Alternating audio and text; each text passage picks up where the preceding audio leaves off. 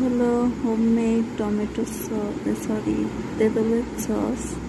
কেবল বানালাম, তেঁতুল ছিল ওইটা দিয়ে বানালাম আর কি, সস নাই এজন্য। আর এই তো এটা হচ্ছে পাকোড়া,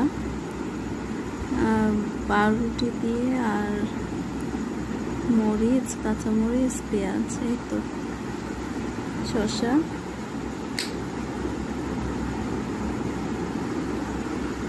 আর এই তো এটাও পাউরুটি দিয়ে, কি এটা বলে, মিষ্টি, বালুশাহী মিষ্টির মতো বানিয়েছি। দেখা যাক কেমন লাগে শর্টে কাটে।